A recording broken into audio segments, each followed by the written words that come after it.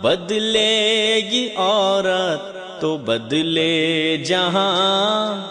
بہت سارے ایسے راستے ہیں جو آپ اختیار کر سکتے ہیں۔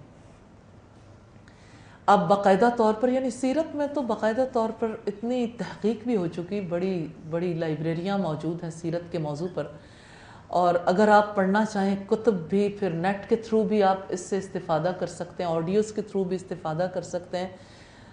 تو کہیں سے بھی اتھینٹک نالج ملے تو اس کو جانے نہ دیں، ایسے ہی موقع ضائع نہ کریں۔ اور کتنا آسان طریقہ ہے کہ اگر ہفتے میں گھر بیٹھے 2 گھنٹے کے لیے آپ اللہ کے رسول صلی اللہ علیہ وسلم کے بارے میں سن لیتے ہیں تو یہ کتنا آسان طریقہ ہے۔ اور اس کے لیے سیرہ کورس جو آن لائن کورس ہے اس کو آپ جوائن کر سکتے ہیں۔ آپ دیکھیے کہ اس کے لیے آپ نے میری کوئی نہ مالی مدد کرنی ہے کہ میں مالی مدد کے لیے آپ کو مشورہ دے رہی ہوں، نہ میری اس سلسلے میں کوئی یعنی آپ میری عزت میں اضافہ کر سکتے ہیں، یا اس کے توسط سے یعنی کوئی ایسا سلسلہ ہو کہ میرا کوئی مفاد وابستہ ہو کسی نوعیت کا۔ مسلمان ہونے کے ناطے یہ ہماری ذمہ داری ہے، اور یہ ذمہ داری ہے کہ ہم غیر مسلموں تک بھی یہ پیغام پہنچائیں۔ تو یہ تو ایک خیر خواہی ہے، مجھے آپ سے نہ کوئی اجر لینا ہے، نہ میں اس کی کوئی توقع رکھتی ہوں، نہ ہی آپ مجھے کوئی اجر دے سکتے ہیں۔ اور حقیقت یہ ہے کہ دنیا میں بڑے سے بڑے مقام کے لیے بھی یہ کام نہیں کیا جا سکتا، اس کا اجر تو وہ رب ہی دے سکتا ہے، اور اسی کے حکم سے انسان یہ کام کر سکتا ہے۔ بصورت دیگر یہ کام مادی مفادات کے تحت نہ انجام دیے جا سکتا ہے، نہ اس کا کوئی اثر رہتا۔ تو اس حوالے سے آپ اپنی زندگی کے لیے ضرور ارادہ کریں کہ اب میں نے محمد صلی اللہ علیہ وسلم کے بارے میں ضرور جاننا ہے انشاءاللہ، اور میں نے ان کے بارے میں سیکھنا بھی ہے، ان کی سنتوں کے بارے میں سیکھنا ہے، اور انشاءاللہ اسے آگے بھی پہنچانا ہے۔ اسی طرح سے تیسری چیز جو ہم دیکھ رہے تھے معرفت دین، تو دین کا علم سیکھنے کے لیے اگرچہ بہت سارے علوم ناگزیر ہیں، لیکن میں بنیادی طور پر 2 علوم کا ضرور تعارف کروانا چاہوں گی۔ ایک کلام اللہ جو بنیاد ہے اس دین کی، بیسک سورس ہے، سورس آف نالج ہے قرآن حکیم، اور دوسرا سورس ہے حدیث رسول۔ تو آپ اللہ کی کتاب کی تعلیم حاصل کیجئے، آپ محمد صلی اللہ علیہ وسلم کی حدیث کی تعلیم حاصل کیجئے۔ اگر اس کو زندگی میں پلان نہیں کیا ہوا تو اس کا مطلب ہے اسے پشت کے پیچھے ڈال دیا، اس کو کوئی اہمیت نہیں دی۔ اور حقیقت یہ ہے کہ یہ ایمان کی علامت نہیں ہے کہ ہم اللہ کی بھیجی ہوئی وحی کو پیچھے کر دیں اور دنیا کی مصروفیات کا عذر پیش کرتے ہوئے کہ ہمارے پاس وقت نہیں۔ کیا اپنے رب کے حکم کے لیے وقت نہیں؟ کیا دنیا کے کسی چھوٹے سے چھوٹے بادشاہ کے آرڈر پر اگر وہ طلب کرے اس کو یہ جواب دیا جاتا ہے کہ ہمارے پاس وقت نہیں؟ تو وہ لوگ جو پائی کے پیچھے ہر جگہ جھک جانے والے ہوں، وہ لوگ اس کی حقیقت کو کیا سمجھیں؟ جن کے نزدیک مادہ سب سے زیادہ اہم ہے اور مادی اشیاء زیادہ اہم ہیں، ظاہر ہے ان کے پاس تو صرف عذر ہی ہو سکتا ہے کہ ہماری تعلیمی مصروفیات ہیں، ہم جاب کرتے ہیں، ہم بزنس کرتے ہیں، ہمارا فلاں معاملہ ہے۔ جینے کے لیے کتنا وقت، حالانکہ جینا کتنے تھوڑے وقت کے لیے، اور جانے کے لیے کوئی تیاری ہی نہیں۔ کیا باشعور لوگ اپنے نفع اور نقصان کے بارے میں بیٹھ کے جائزہ نہیں لیتے؟ کیا چیز ہے جو بڑے نفع والی، جس کا حصول ناگزیر ہے؟ کسی کو بہت بڑا نفع ملے اور اس کے مقابلے میں کوئی چونٹی جیسا یا ذرے جیسا نفع ہو، تو وہ یعنی خزانوں کے ڈھیر کے مقابلے میں کیا چونٹی کو ترجیح دے گا؟ اور کیا اسے کسی بھی اعتبار سے حکمت کہا جا سکتا ہے؟ تو ذرا رک کے ضرور جائزہ لیجئے اور اپنے بارے میں فیصلہ کیجئے، اپنے اللہ سے دعا کیجئے کہ ہمارے مل بیٹھنے کا مقصد یہ ہے کہ ہم اپنی شخصیت کی تعمیر کرنا سیکھ سکیں۔ پھر اسی طرح سے شخصیت کی تعمیر کے لیے دوسری بڑی چیز ہے معرفت نفس، اپنے نفس کی معرفت، اپنی ذات سے تعلق، اپنا تزکیہ۔ اور اپنے تزکیے کے حوالے سے اگر دیکھیں تو وہ ساری چیزیں جو دل کو بگاڑنے والی ہیں، کیونکہ دل حکمران ہے نا انسان پر، دل جہاں خیالات آتے ہیں، جہاں فکر پروان چڑھتی ہے، تو یہ دل جو ہے، یہ قلب جو ہے، اس کی اصلاح کے لیے، اس کے تزکیے کے لیے، اس کی پاکیزگی کے لیے تبھی کام ہو سکتا ہے جب ایک انسان اپنے نفس کی حقیقت کو سمجھتا. تو یہ معرفت نفس دوسری بڑی ذمہ داری ہے. اور تیسری چیز ہے معاشرے سے تعلق، یعنی بحیثیت بیٹی کے، بہن کے، بیوی کے، ماں کے، ہمسائی کے، اور بحیثیت ایک مسلمان عورت کے، ہم جو جو کام اپنے معاشرے میں انجام دے سکتے ہیں ہر کردار کو باقاعدہ طور پر سیکھیں. اور الحمدللہ یہ سلسلہ ہم نے یہاں پہ جاری رکھا ہوا ہے.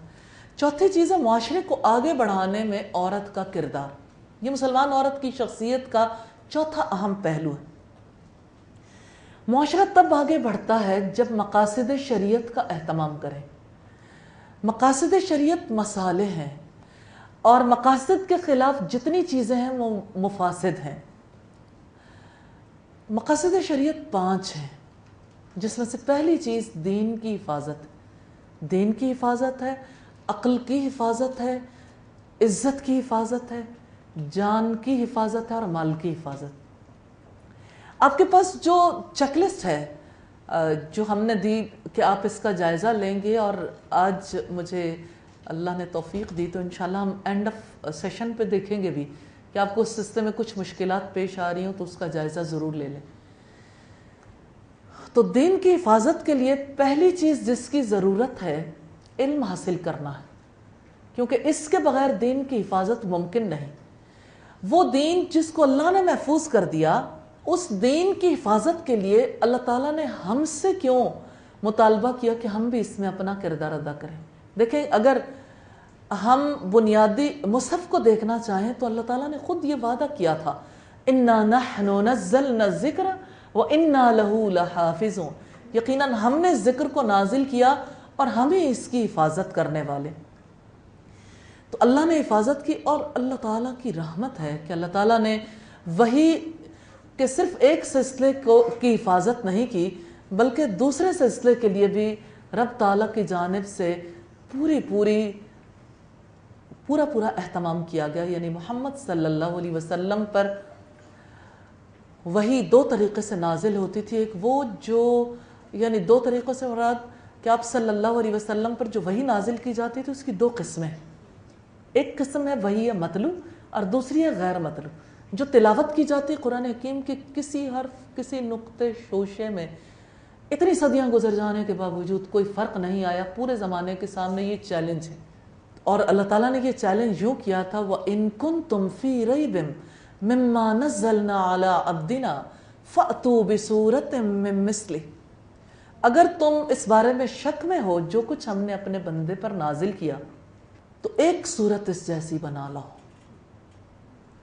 چاہو تو گواہوں کو بھی بلا لو، لیکن یہ کام کر کے دکھاؤ.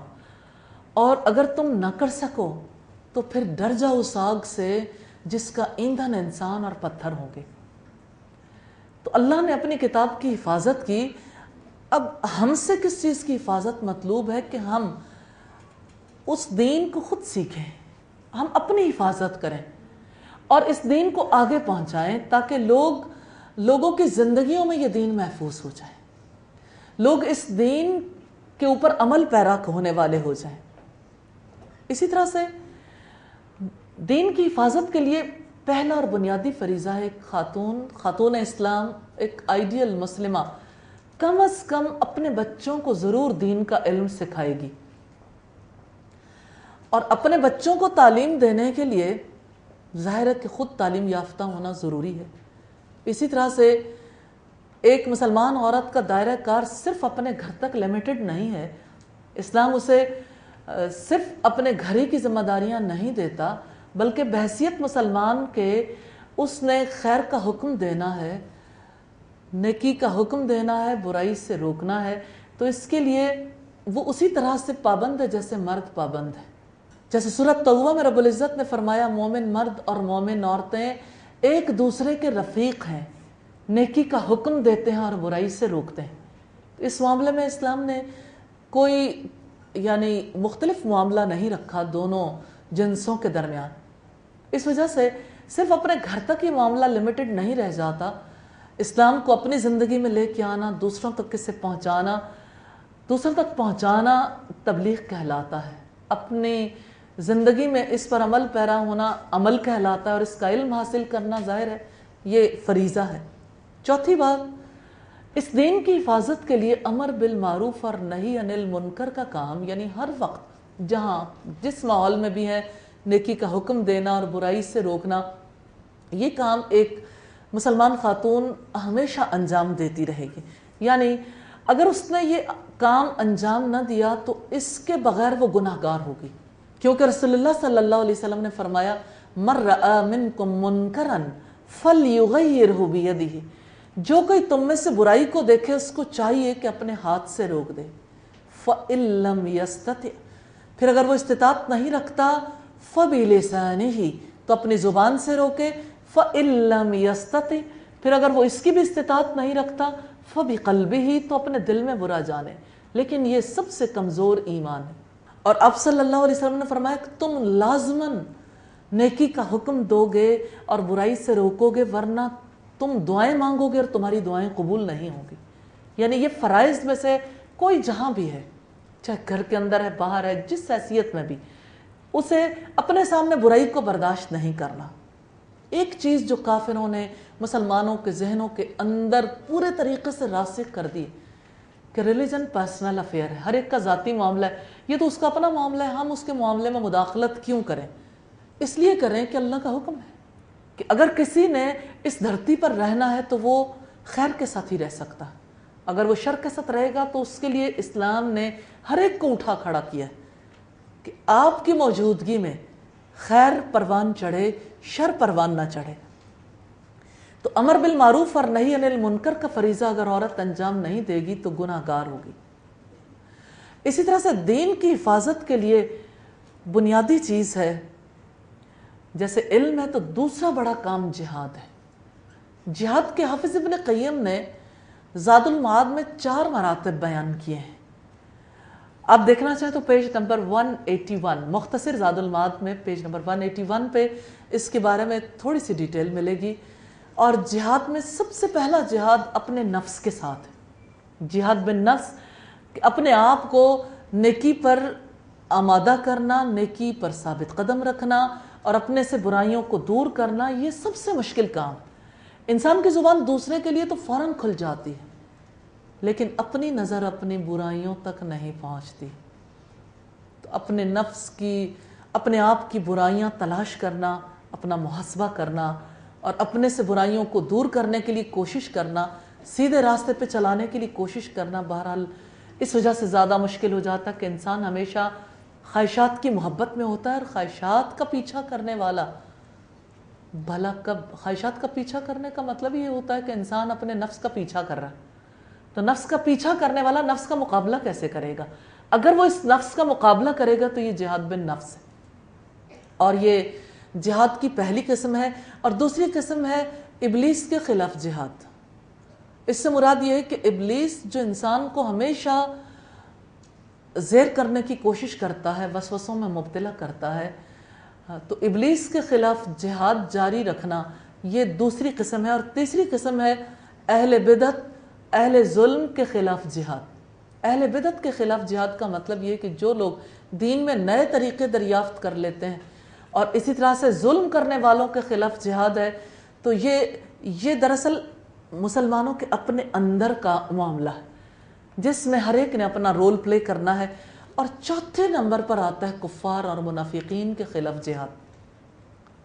تو جہاد کی یہ ساری قسمیں، ان کا بنیادی مقصد دین کی حفاظت ہے۔ تو دین کی حفاظت ہر مسلمان مرد اور عورت کی ذمہ داری۔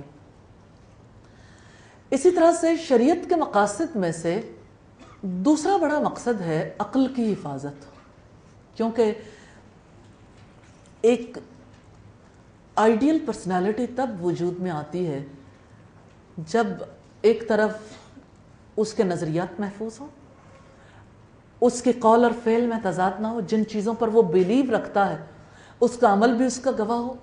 دوسری طرف یہ ہے کہ جس وقت یعنی اسے اپنی عقل سے کام لینے کی ضرورت ہے تو عقل کی حفاظت نہیں کرے گا تو عقل بگڑ جائے گی۔ عقل کا معاملہ بڑا عجیب ہے انسانی وجود میں کہ عقل لیڈ نہیں کرتی بلکہ عقل کسی نہ کسی کی سب آرڈینیٹ بن جاتی ہے۔ اگر کسی پر غضب حکمران ہے یعنی غصہ غضب تو عقل اس کے لیے دلیلیں تلاش کرتی ہے، اور اگر کسی پر شہوت خواہشات حکمران ہے تو عقل اس کے لیے دلائل تلاش کرتی ہے۔ تو انسان کی عقل کس طرح سے درست رہ سکتی ہے، کیسے اس کی عقل خراب ہوتی ہے، اس کے بارے میں جاننا انتہائی ضروری چیز ہے، کیونکہ عقل کی حفاظت کرنا شریعت کے مقاصد میں سے ایک مقصد ہے۔ اس لیے ایک مثالی مسلمان عورت کا یہ فریضہ ہے کہ گھر میں اس چیز کو رواج نہیں دے گی جس کی وجہ سے عقل خراب ہوتی ہے، مثلا نشہ، چاہے یہ نشہ شراب کا ہو، چاہے یہ نشہ ہیروئن کا ہو، چاہے یہ نشہ کسی اور چیز کا ہو۔ بلکہ بڑی دلچسپ ایک ریسرچ سٹڈی ہے لیکن بہت عبرتناک بھی، 4 اپریل کو ڈان میں لاسٹ ایئر، بلکہ 2 سال ہو گئے، 2 سال پہلے 4 اپریل کے ڈان میں ایک رپورٹ شائع ہوئی۔ میریلینڈ یونیورسٹی میں ایک سروے کروایا گیا میڈیا کے بارے میں کہ الیکٹرانک میڈیا کے جو اثرات انسانوں کی شخصیات پر ہیں وہ کس نوعیت کے ہیں۔ 200 پیپل پر یہ ریسرچ کی گئی، 200 لوگوں پر، اور اس کا مقصد یہ جائزہ لینا تھا کہ میڈیا کے شخصیات پر کیا اثرات مرتب ہو رہے ہیں اور مزاجوں پر اس کا کیا اثر ہے۔ اس کے لیے ایک پری ٹیسٹ کیا گیا، پھر پوسٹ ٹیسٹ بھی۔ اس میں بنیادی بات جو پرکھی گئی وہ یہ کہ صرف اتنی ریکویسٹ کی گئی کہ جتنے افراد 200 افراد پر ریسرچ کرنی ہے تو 24 گھنٹے تک کسی قسم کی الیکٹرانک ڈیوائس یوز نہیں کریں گے، کسی قسم کی، نو لیپ ٹاپ، نو کمپیوٹر، کوئی ٹی وی نہیں، موبائل نہیں، اسی طرح سے دیگر آلات جن کے توسط سے انسان کوئی نہ کوئی انفارمیشن حاصل کرتا ہے یا انفارمیشن منتقل کرتا ہے، تو ایسے آلات یوز نہیں کرنے۔ 24 گھنٹے کے بعد دوبارہ بلایا گیا سب کو اور ان سے کہا گیا کہ آپ کا یہ وقت کیسا گزرا۔ جو اس کے رزلٹ سامنے آئے وہ بڑے ہاربل تھے۔ کسی نے کہا مجھے نفرت ہے اس شخص سے جس نے ہمیں 24 گھنٹے کے لیے ہماری ان ایکٹیویٹی سے، ہماری سرگرمیوں سے ہمیں روک دیا۔ اور اکثر لوگوں نے یہ جواب دیا کہ ہم نے اپنے بدن کو ٹوٹتا ہوا محسوس کیا، اور جیسے یعنی انسان کو نشہ ہو جاتا ہے تو نشے میں اس کی کیفیت اور ہوتی ہے، اور اگر وہ نشہ نہیں کر پاتا تو اس پر جو اثرات مرتب ہوتے ہیں وہ بعین ہی وہی اثرات اس ریسرچ کے نتیجے میں سامنے آئے۔ اور اس ریسرچ کے ریزلٹس دیتے ہوئے یہ کہا گیا کہ میڈیا جو ہے، صرف اتنی بات نہیں ہے کہ میڈیا کے توسط سے انسان کو انفارمیشن ملتی ہے، بات یہ کہ میڈیا کے ایڈکٹ ہو گئے ہیں لوگ۔ تو یہ ایڈکشن ہے، ایڈکشن کی ایک نئی فارم ہے۔ اور اسی طرح سے یعنی اسی ریسرچ کے بعد ایک اور دردناک واقعہ بھی ان کی جانب سے دیا گیا کہ ایک ینگ کپل جس نے 12 گھنٹے تک کنٹینیوسلی نیٹ یوز کیا، وہ نیٹ پہ کیا کرتے رہے یہ تو زیادہ ڈیٹیلز نہیں تھی، لیکن یہ تھا کہ اس کپل کی ایک 8 ماہ کی بیٹی تھی۔ 8 ماہ کی بچی کنٹینیوسلی روتی رہی اور ماں باپ کو احساس تک نہیں ہوا، حتیٰ کہ اس بچی کی ڈیتھ ہو گئی۔ یہ وہ اثرات ہیں جو میڈیا کی وجہ سے مرتب ہو رہے ہیں۔ اب میں نے آپ کے سامنے وہ بات رکھی ہے عقل کی حفاظت کے لیے کہ جس کے بارے میں یہ سوچا بھی نہیں جا سکتا کہ اس کی بھی ایڈکشن ہوتی۔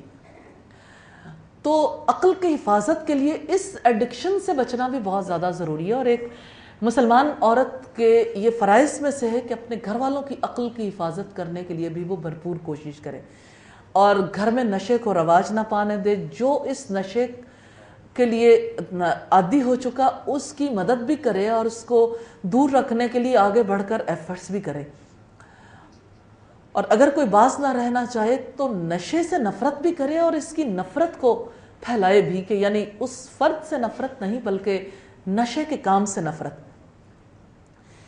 تو مسلمان عورت کا یہ فریضہ ہے کہ وہ نشے سے روکنے کی بھرپور کوشش کرے گی۔ بدلے گی عورت تو بدلے جہاں،